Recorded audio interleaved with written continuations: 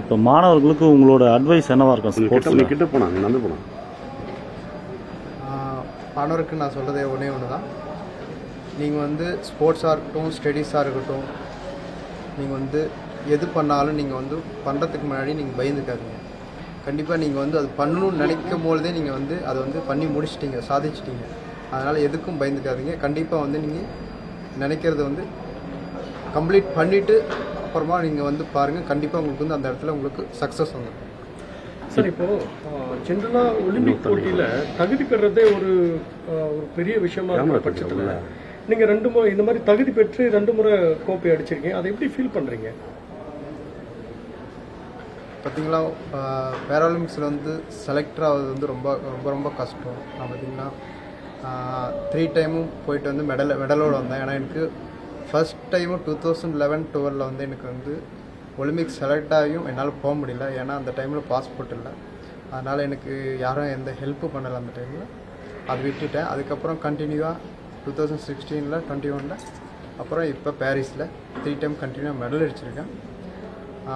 எனக்கு வந்து ரொம்ப சந்தோஷமாக இருக்குது. பார்த்திங்கன்னா நான் மெடல் பண்ணும்போதெல்லாம் யாரும் தமிழ்நாட்டிலேருந்து யாரும் வரல.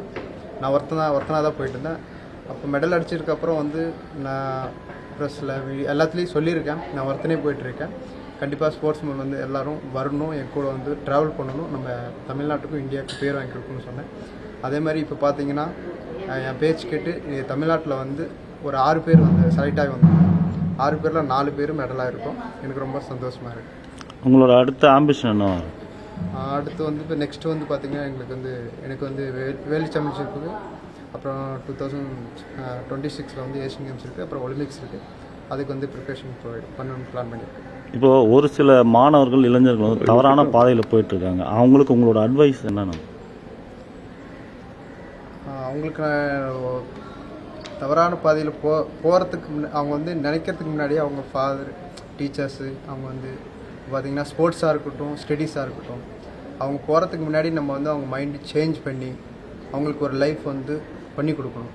பண்ணி கொடுத்துட்ருக்காங்க. இருந்தாலும் அவங்கள வந்து வேறு பாதையில் போயிட்டுருக்காங்க. அந்த பாதையில் போகக்கூடாது. நம்மளும் வந்து ஒரு நாள் வந்து எங்களை மாதிரி நீங்களும் சாதிக்கணுன்னா நீங்கள் வந்து ஃபோக்கஸோட ஸ்டடீஸாக இருக்கட்டும், ஸ்போர்ட்ஸாக இருக்கட்டும், ஃபோக்கஸோடு பண்ணிங்கன்னா கண்டிப்பாக அவங்களும் சேஞ்ச் ஆகும். விளையாட்டுத்துறையில் அரசியலோட தாக்கம் அதிகமாக இருக்கிறதா இப்போ வினேஷ் போகத்தா அந்த மாதிரி விளையாட்டு வீரர்கள் கூட சொல்கிறாங்க. அதை எப்படி பார்க்குறீங்க? அதை நீங்கள் அனுபவிச்சிருக்கீங்களா? நான் அனுபவிச்சிருக்கேன். ஸ்டார்டிங் 2011 அனுபவிச்சிருக்கேன். ஏன்னா எனக்கு வந்து அப்போ இந்த பாஸ்போர்ட் இல்லைன்னு சொன்னோம் பார்த்தீங்களா, அப்போ வந்து அந்த மாதிரி நடந்தது அரசியல். ஆனால் இப்போ வந்து அந்த மாதிரி இல்லை. இப்போ வந்து பார்த்திங்கன்னா கவர்மெண்ட்டே நல்லா சப்போர்ட் கொடுத்து நல்லா பிளேயர்ஸ் உருவாகிட்டு இருக்கிறாங்க. இப்போ வந்து அந்த மாதிரி அரசியல் அந்த மாதிரி வர சான்ஸ் இல்லை. ஏன்னா எந்த பிளேயருக்கு பர்ஃபார்மன்ஸ் இருக்கோ டாப்பில் இருக்கிறவங்க தான் இப்போ வந்து செலெக்ஷன் பண்ணி கூட்டிகிட்டு போகிறாங்க. அதனால் ஃபுல்லு இப்போ வந்து ஃபஸ்ட்லாம் பார்த்திங்கன்னா மீடியாவுக்கு வந்து கவரேஜ் கம்மியாக இருந்தது. இப்போ பார்த்திங்கன்னா ஸ்போர்ட்ஸ்மேனுக்கு வந்து மீடியா வந்து ரொம்ப கவரேஜ் பண்ணி அவங்க வந்து யாரும் இந்த மாதிரி அரசியல் பண்ணி அவங்கள வந்து வெளியே தூக்கக்கூடாது, ஸ்போர்ட்ஸில் விட்டு அவங்களுக்கு கரியரை இது பண்ணக்கூடாதுன்னு சொல்லி நல்லா பப்ளிசிட்டி பண்ணி அப்புறம் பப்ளிக்கு தெரிய வச்சு அவங்க வந்து நல்லா ஒரு எப்படி சொன்னால் ஒரு சேஃப்டியாக அமுச்சு விட்றாங்க. ஸ்போர்ட்ஸ்மேனுக்கு வந்து கவர்மெண்ட் சைடு என்ன மாதிரி உங்களுக்கு சப்போர்ட் பண்ணணும்னு எதிர்பார்க்குறீங்க சார் நீங்கள்? இப்போ வந்து பார்த்திங்கன்னா தமிழ்நாடு கவர்மெண்ட்டும், government of India, sports authority of India, அப்புறம் தமிழ்நாடு பேரா அசோசியேஷன், அப்புறம் SDIT, அப்புறம் எல்லோரும் பார்த்திங்கன்னா இப்போ வந்து ஸ்போர்ட்ஸ்மேனுக்கு வந்து நல்ல ஃபெசிலிட்டி பண்ணி கொடுத்துட்ருக்காங்க. பார்த்திங்கன்னா ஸ்போர்ட்ஸ்மேனுக்கு வந்து கிட்டு, அப்புறம் வந்து ட்ராவலு, அப்புறம் சப்ளிமெண்ட்டு, ஸ்போர்ட்ஸ் ஃபுட்டு, அப்புறம் மெயினாக வந்து கோச்சஸ்ஸு அமைச்சு கொடுத்துட்டு நல்லா அவங்களுக்கு வந்து ட்ரைனிங் பண்ணுறதுக்கு அவுட் ஆஃப் கண்ட்ரிக்கும் அமைச்சு விட்றாங்க. நல்லா ஃபெசிலிட்டி கொடுத்துட்ருக்காங்க.